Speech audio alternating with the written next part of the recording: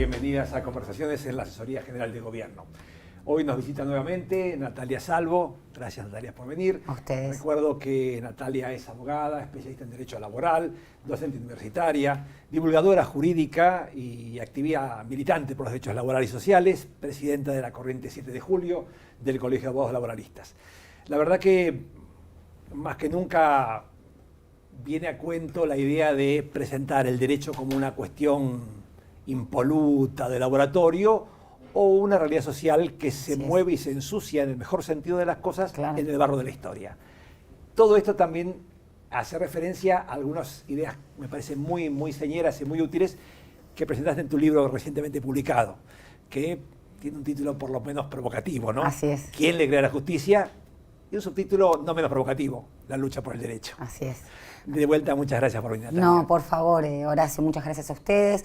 Bueno, efectivamente, la verdad que es un libro que se puede decir que condensa una de mis grandes obsesiones, que tiene que ver con la pérdida de credibilidad, por un lado, del Estado, de lo público, de lo político, y a nivel especie, ¿no?, de género especie, la pérdida de credibilidad en el Poder Judicial, como poder constituido del Estado donde se dirimen conflictos, y como en el derecho como intermediario de la resolución de los conflictos entre las personas y también con el Estado, ¿no? La mediación de la ley vendría a ser como instrumento de resolución de conflictos. A mí me parece eso muy interesante, que me deja pensando mucho esto de la noción de conflicto y la obsesión que tal vez tenga que ver con ese saber aprendido o hegemonizado de no hay conflicto. Exacto. El conflicto como caracterización de una sociedad compleja y democrática. Así es, bueno, justamente en uno de los capítulos trato cómo se demonizó el concepto de conflicto. Parece que vivimos en sociedades consensuadas, bueno, es el inicio un poco del contractualismo, que el Estado de algún modo surge por un consenso, si se quiere, que no tiene ningún tipo de anclaje en la historia, no conocemos cuándo sucedió ese consenso. Pero también digo con la demonización del conflicto, porque parece ser que el conflicto es una mala palabra. Y lejos de ser una mala palabra, es la motorización de los distintos intereses sectoriales, digamos, ¿no?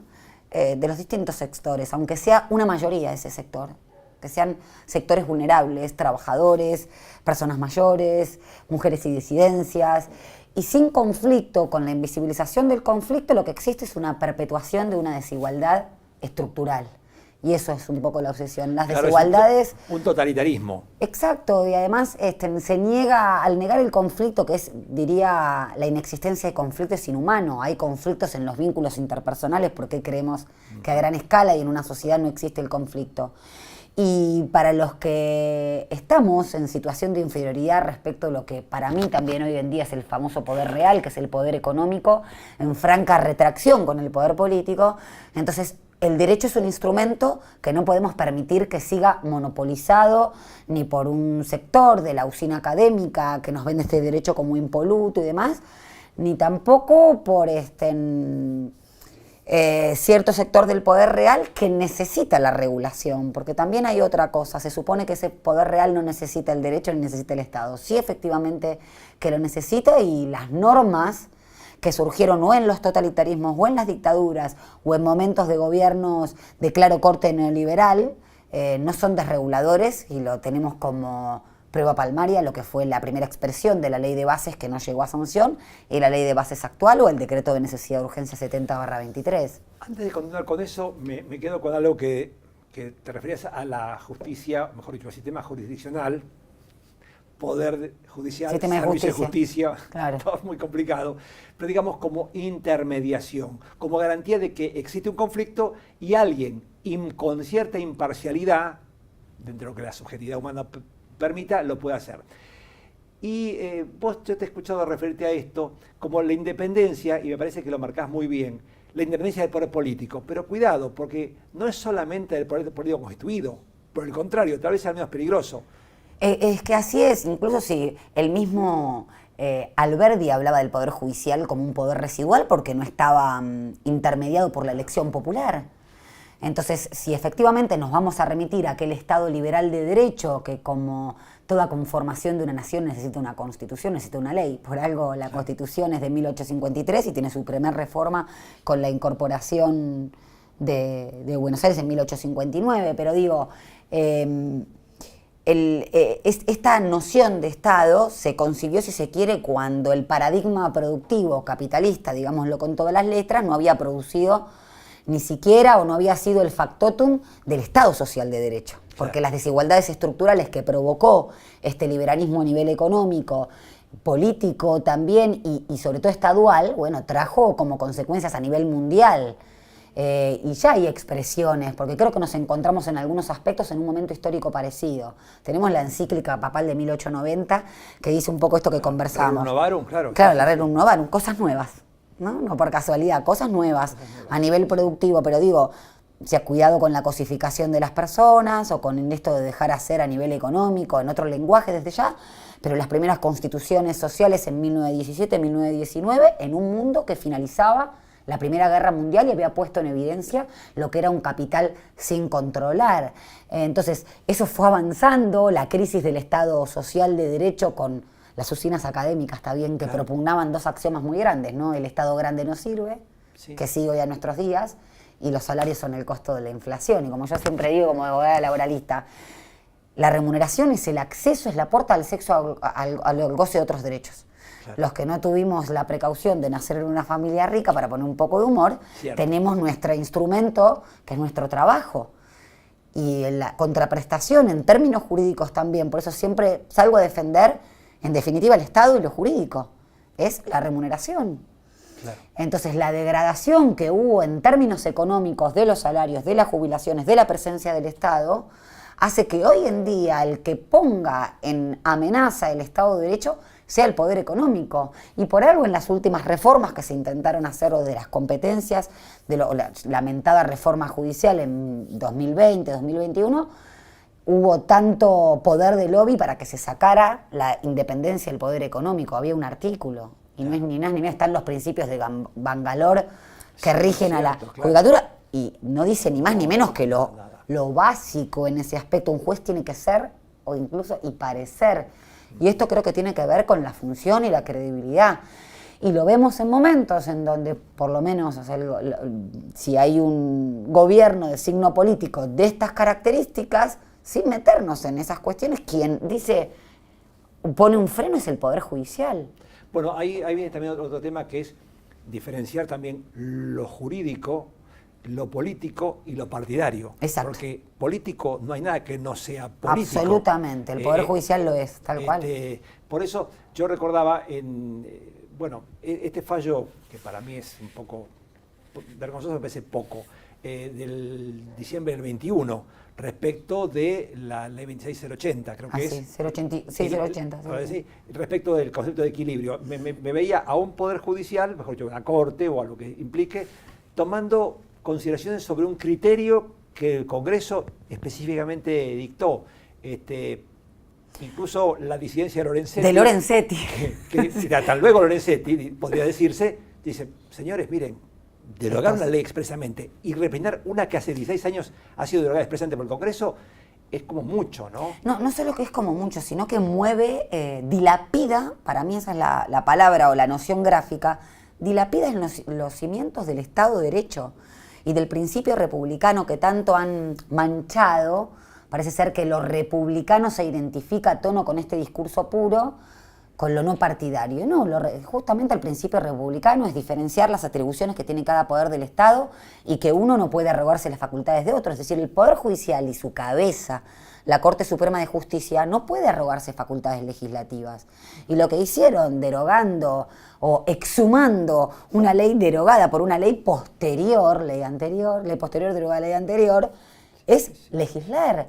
Y la verdad que con un argumento, el que nomina domina, dicen, ¿no? Sí, y claro. lo que dicen ahí justamente es que hay una pérdida de representatividad del estamento judicial respecto del estamento político, cuando sabemos que no es así. Bueno, hay birloque que hacen, digamos, recordemos el tema que se refiere a cómo se conforma el Consejo de Magistratura y los estamentos, que la Corte dice lo político es lo que elegido y lo no político, es decir, Poder Judicial, Academia, abogados y abogadas, y Poder Ejecutivo y Legislativo. En definitiva, hacia adentro también se cambian porque hay mayorías y minorías y hay elecciones de por medio, pero lo ponen como un bloque y también es un poco antojadizo de calificarlo, ¿no? Así es, pero creo que lo que se vislumbra es la necesidad de que un poder cuya fiscalización o auditoría real, no me refiero porque el Consejo de la Magistratura justamente tiene por misión constitucional seleccionar, elevar ternas y remover jueces ante casos de inconducta, me parece que lo que existe es una necesidad de construir un discurso político partidario con la economización del diálogo político que requiere una sentencia, porque en una sentencia uno no debate, no dirime, no pone, eso se debate en arena política. Y digo que se economiza el diálogo político porque a través de sentencias judiciales salen demandas político-partidarias. Claro.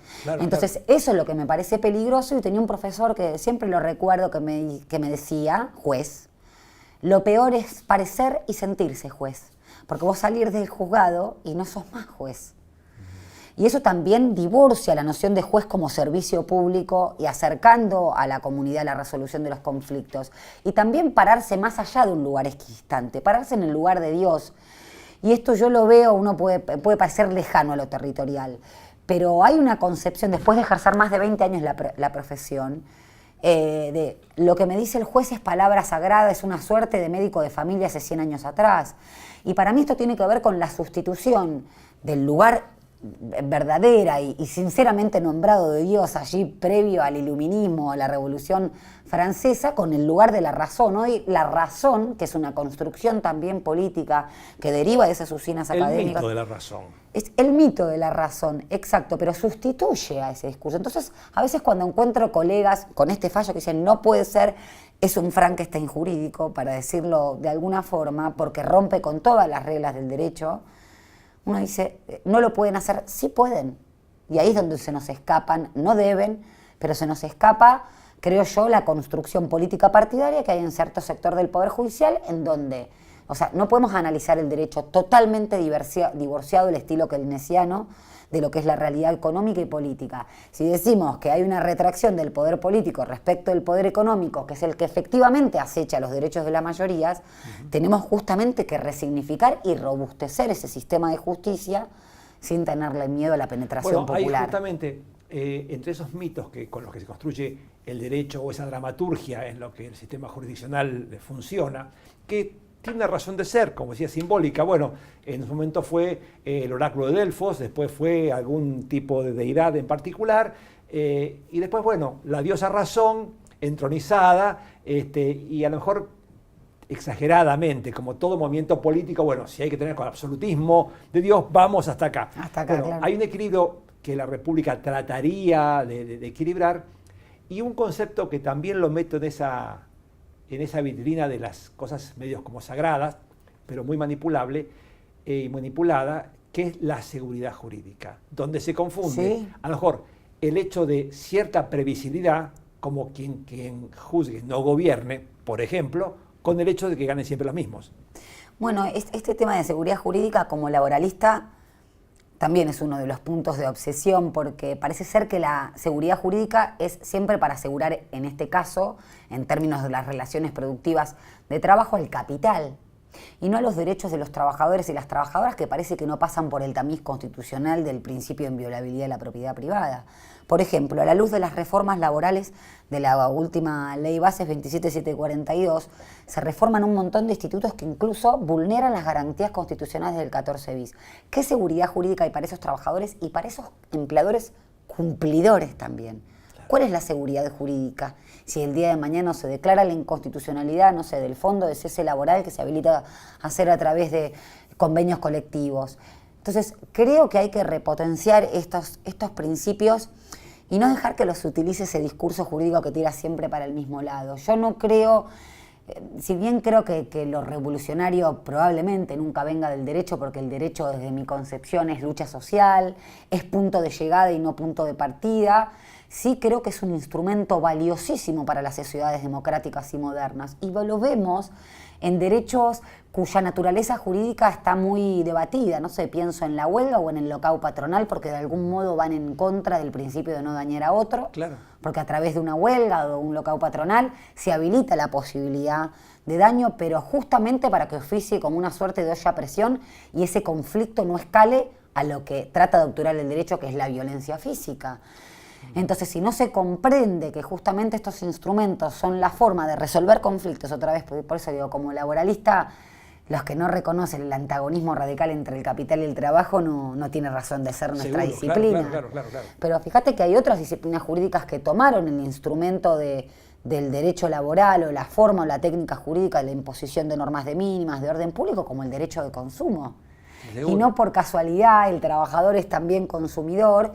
Y digo, es una rama del derecho civil. Y el concepto de derecho protectorio, en tanto sea el laboral o sea el consumo, justamente porque se trata de un aparato, digamos, cuya paridad no existe. Por eso me parece un error cuando haya mediación. Me parecía muy interesante aquel viejo, que todavía persiste, los tribunales de arbitraje de consumo, y no el arbitraje, digamos, y no la mediación, porque hay una disparidad entre partes, entre la gran empresa y un pobre consumidor, que aunque sea un hombre rico, digamos, nunca va a ser lo mismo que o una super mega empresa, y siempre tengo otra adhesión. Es que son efectos de desigualdad estructural que crea este sistema económico, y que si no utilizamos al derecho como un instrumento, una herramienta para paliar esas desigualdades estructurales, creo que dejamos librado al gran capital una herramienta valiosísima.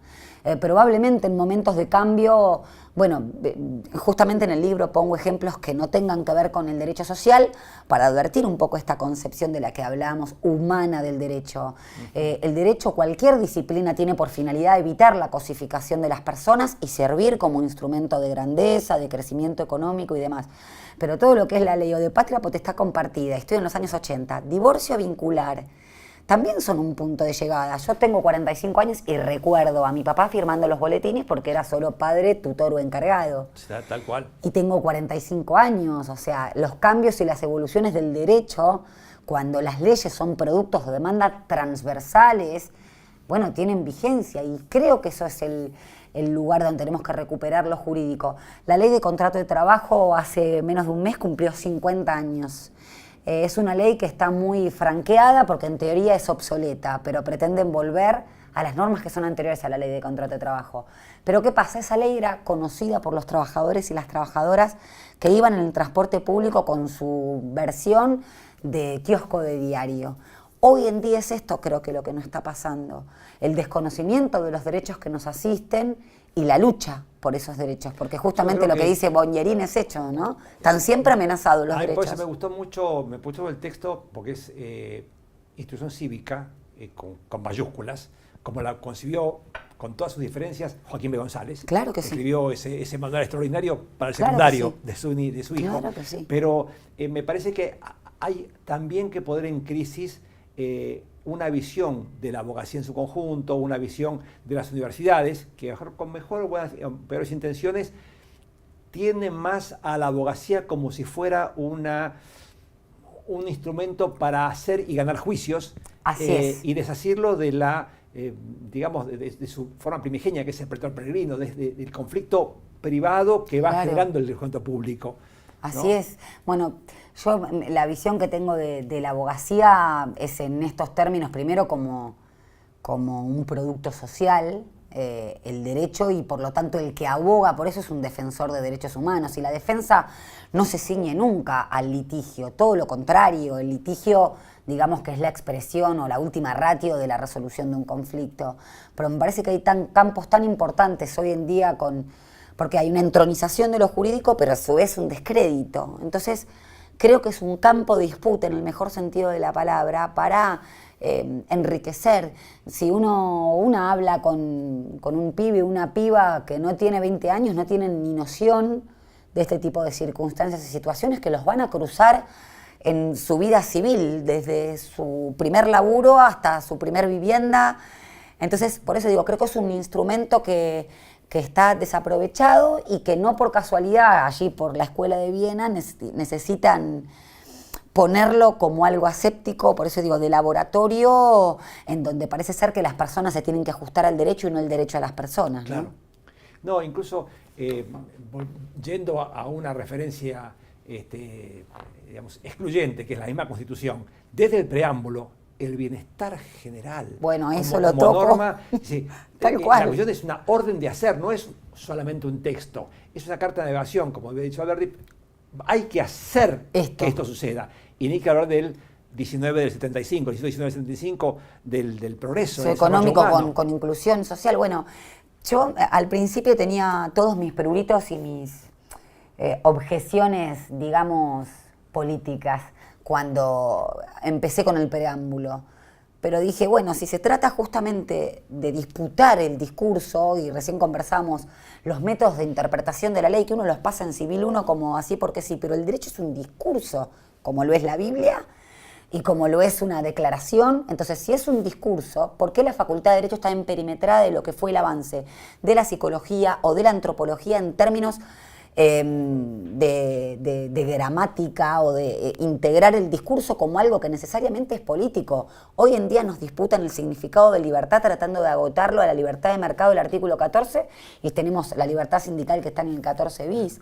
Entonces, realmente creo que es una oportunidad histórica en ese sentido, como en todas las oportunidades de crisis. Bueno, Carlos Cosio, en unas conferencias que dio en los años 30, creo, para la Cámara Civil, que después terminó siendo un libro que se llama El derecho en el derecho judicial, justamente comienza diciendo, lo que hay que pensar primero, y esto creo que vos lo decís, por eso me traes a la memoria, es que el objeto de conocimiento, que es el derecho, es algo cultural, y siendo esto, el mecanismo de objeto de conocimiento tiene que adecuarse a eso. No puede ser abstracto, tiene que ser real y concreto, situado. Bueno, yo recalé en Cosio después de tener esas... Dicen que uno busca los libros o que lo estaban buscando a uno. Puede ser. Y la verdad que pivoteamos siempre entre positivismo y naturalismo. Encontrar a Cosio es realmente un remanso en ese aspecto. Sí, habla claro. de la lógica de poder. Sí, No podemos suponer que está exento el derecho como discurso. Y la verdad que puede parecer una barbaridad, pero hasta me entré en lo que es el lenguaje para Lacan, porque tiene mucho que ver de esto, los significantes vacíos, cómo se llenan la palabra libertad o la palabra seguridad jurídica. Y me parece que eso también es posible porque el rol de las universidades, así como decía Bourdieu con el sujeto objetivante, objetivan todavía un rol del derecho aséptico y de laboratorio. Está en ese inconsciente colectivo, aunque sea no nombrado, el derecho puro. Y me parece que eso es totalmente dañino porque parece que no son personas las que tienen problemas, inconvenientes, llevan un número de expediente. Y los abogados y las abogadas somos defensoras de derechos humanos que tenemos nuestro rol central y fundamental, no solo en el litigio, sino también para mí, en punto de vista, en la docencia. Es que la fuente, tal vez la fuente primera y única y fundamental del derecho sea la interacción humana. ¿Qué otra cosa si no? Si no, estamos discutiendo la naturaleza jurídica, ya lo que no existe. Claro, y también en una concepción de la sociedad al estilo de Robinson Crusoe, porque se habla del sujeto del derecho como alguien aislado que no está cruzado por ningún tipo de interacción, ni por los factores de poder. Entonces, ¿a quién le estamos destinando las teorías acerca del derecho y el derecho en sí mismo? No sé si a vos, cómo te sentís, presumo cómo te sentirás, cuando la Corte, por tener esta Corte y las últimas 50 Cortes, digamos, para no hacer una separación específica, una conducta inveterada de fundamentar sus discursos con la autolegitimación de que ya lo dijo antes, cuando dijo blanco, verde, amarillo, azul, verde, marrón, vuelve a decir marrón, verde, ácido, amarillo, pero ya lo dijo antes. Bueno, así es, a mí me produce, eso es una de las cuestiones por las cuales empecé a estudiar un poco más de teoría del derecho. Y tenía un profesor que decía que la pirámide que él señala, es decir, la Constitución Nacional que en teoría fundaba o legitimaba las otras normas de jerarquía inferior, tenía la norma fundamental en Kelsen, que era una norma esquizofrénica, decía él, porque estaba por fuera del sistema. Entonces él decía, ese es el rol del pueblo, que le dice o significa el derecho, no es de arriba para abajo, se parece mucho al valor de Dios, sino de abajo para arriba. Sí. Y la verdad que fue lo que me hizo incursionar y decir, a ver, esto es de una determinada forma, pero hay que cambiar la cosmovisión de lo que eso implica. Y entonces las normas van a cobrar otro significado o no significado, nadie dice que sea por fuera totalmente de la construcción jurídica que se viene haciendo, pero sí que no tenga ese lugar divino. Bueno, pero la misma legislación civil dice, el juez no puede dejar de juzgar, decía originalmente, bajo oscuridad. Entonces, ese concepto de código como mágico, como omnicomprensivo, te está diciendo, ojo, lo que no está acá, búsquelo afuera. Pero además ahí perdemos las funciones de los principios, que ahora justamente con las reformas, por ejemplo, la reforma laboral, yo tiendo siempre a volver a los principios, el principio protector, renunciabilidad, el principio de progresividad. El de progresividad y su estándar mínimo, tal como lo dice la Corte Interamericana, de irregresividad de derechos. Y los principios, si bien no están enunciados, insuflan el sistema todo. Y lo insuflan porque no todas las normas cubren todas las situaciones. Entonces digo, lo importante es también revalorizar nuestra profesión, es decir, no estudiamos leyes solamente. No, claro. Estudiamos principios, estudiamos teleología, finalidades. Y ahí es donde me parece, ¿cuáles son las funciones de los principios? Integrar para quien resuelve un conflicto e interpreta la norma, informar a quien la crea, cosa que a veces está bastante desconocida, integradora, informadora, bueno, todas las funciones de los principios. Y eso creo que es lo que que hay que desempolvar, esos instrumentos, si no, terminamos estudiando con las categorías conceptuales de quienes quieren un derecho para la oratoria. Claro, un discurso de poder, un saber tasado, digamos, bueno, el que sabe es la academia. Yo soy la academia, esta es la verdad. Exacto. Se parece un poco a Dios. Claro, sí. Dios en la tierra. O yo traigo este ejemplo de, lo digo también como creyente, pero rige nuestro fuero interno, no rige nuestras conductas. Eso es personal, claro. Eso es personal, pero digo, ¿quién es el último intérprete de la Biblia en la tierra? ¿El Papa? Bueno, es un texto. ¿Quién es el último intérprete de la Constitución Nacional en nuestro país? La Corte. ¿Y dónde está la penetración popular ahí? Creo que es un giro copernicano en la forma de ver el Poder Judicial del Estado, pero a veces cuando dicen, bueno, pero he discutido hasta por qué los jueces tienen que ser abogados y abogadas. Es un tema. Yo me acuerdo que cuando hace algunos años bueno, cada tanto viene el tema de los juicios por jurados y todo eso. Claro. ¿Debe ser lego o no lego? ¿Y por qué el juez sí, el jurado no? ¿Por qué un diputado un punto interesante que integra la Comisión de Salud en la Cámara de Diputados de la Nación o provincial no tiene que ser médico? Porque tiene sus asesores. ¿Por qué los jueces tienen que ser sí o sí abogados? Pueden tener sus asesores. De hecho, hace muchas décadas estaban los jueces legos. Claro. Hay una película de Enrique Muiño que se llama Por ellos todos, que es el 40 o qué sé yo. No, pero yo lo escuché a Enrique Muiño de la boca de mi familia mucho, como gran actor. Y creo que era un personaje así como los jueces de paz, que hubo unos que eran jueces legos, que de alguna manera me parece, no quiero inventar demasiado, es que si cuando se fue discutiendo cíclicamente los juzgados de menor cuantía, medio venía por esa idea de alguien, digamos, desde el barrio, de la circunstancia, de la ciudad, podía ser un árbitro de eso. En teoría, lo que se alega, y yo escucho, porque hay que escuchar, ¿no?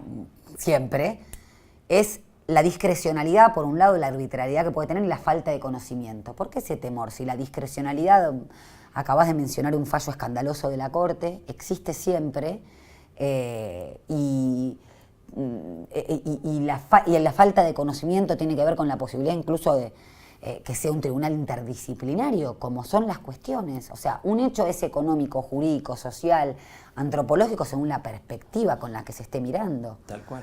Entonces, yo realmente he tenido alumnos de cuarto año de Derecho que me preguntaban, por ejemplo, si para hacer una reforma judicial feminista había que cambiar la Constitución.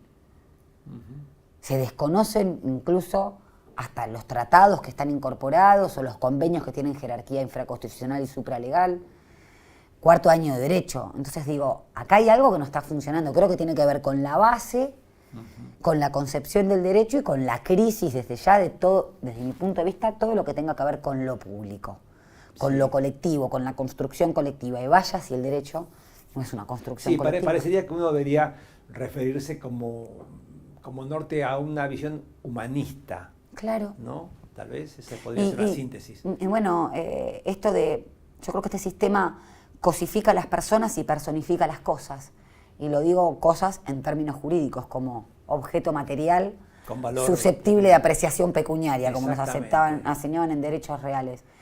Y porque uno habla del principio pro homine, de justicia social, hablando de todos principios constitucionales. Y lo veo también con la reticencia. Lo que aparece siempre explícita o implícitamente no es viable.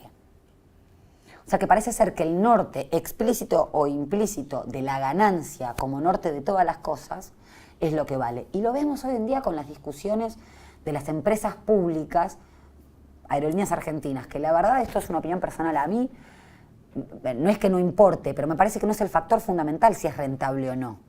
Porque son empresas que tienen por finalidad satisfacer derechos que tienen que ver con la federalidad, con el crecimiento económico federal, con justicia social. Entonces, no podemos medir, mensurar y apreciar todos de la lógica de rentabilidad y ganancia del capital. Por eso es utópico, es inviable. ¿Inviable en qué términos? Y lo digo para quien puede sospechar, bueno, pero eso puede ser a nivel económico. La exención de ganancias de los jueces representan un 2.51% del PBI, mientras que el aumento a jubilados y a jubiladas representaban un 0,44%.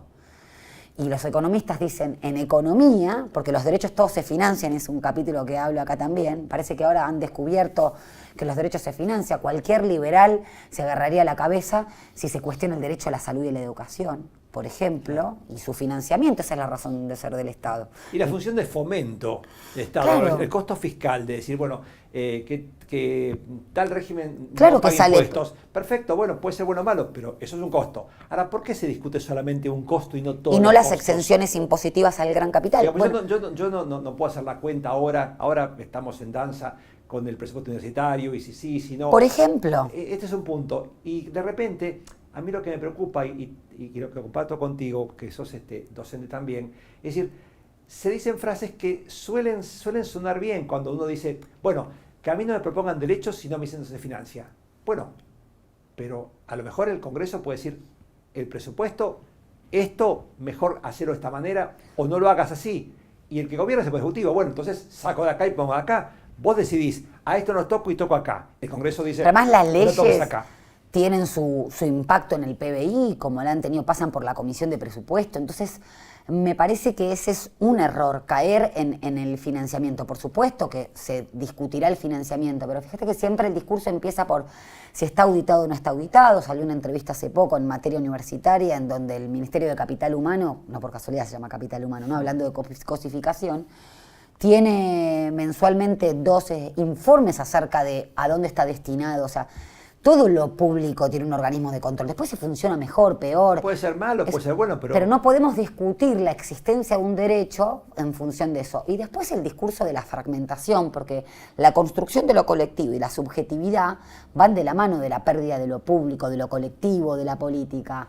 Y digo, la fragmentación es un sentido más cabal de la palabra. En nuestro preámbulo, en el artículo 1, se habla de un sistema federal y todo lo que tiene que ver con el dinero hacia las provincias, o esto que se haga cargo de las provincias, esto que se haga a nivel nacional.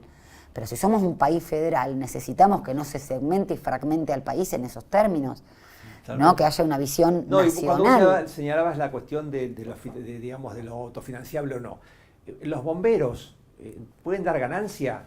Ahora, ¿qué es la ganancia? Si esa unidad de bomberos cobra el incendio o es la ganancia en su conjunto de una función irrenunciable del Estado.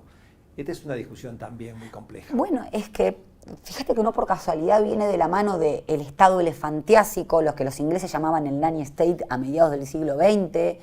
Pues yo creo que hay que verlo también a nivel regional, más allá de que yo participo de que no es lo mismo un país europeo, no sé si será una categoría conceptual vieja, yo creo que sigue vigente, central y otro periférico, que somos la condición de posibilidad. Entonces, realmente el Estado grande, en serio, porque ahora también hay un Estado enorme, está puesto al servicio de la custodia de otros bienes jurídicos y de determinado sector. Y grande con relación a qué también. Claro, pero hemos tenido registros en el gobierno de Mauricio Macri que en teoría venía a reducir el Estado y sobre todo en materia de integrantes, de empleados públicos, cuyos que arrojaron más empleados que en gobiernos con anterioridad, y lo mismo ahora. Por eso digo, la pregunta en economía me parece que no es cuánto, sino para quién. porque por supuesto que hablamos siempre de recursos finitos. Con lo cual es mucho más importante advertir primero que para quién y después de que ese para quién se trata de una decisión política. Exacto. Sin duda. Me parece, sí. Bueno, Natalia, no sé si quieres agregar alguna cosita más, yo no quiero usar el tiempo porque sé que estás yendo de un lado para el otro, pero... No, muchas gracias porque más allá de que, bueno, estoy hablando con un colega, creo que advertís como docente universitario la necesidad de hablar de estos temas, sí, para forjar un poquito de cultura cívica, tal como decías vos, así que creo que me interpretaste perfectamente. Muchas gracias y, bueno, a disposición. Muchas gracias por el libro. Gracias. No, por favor.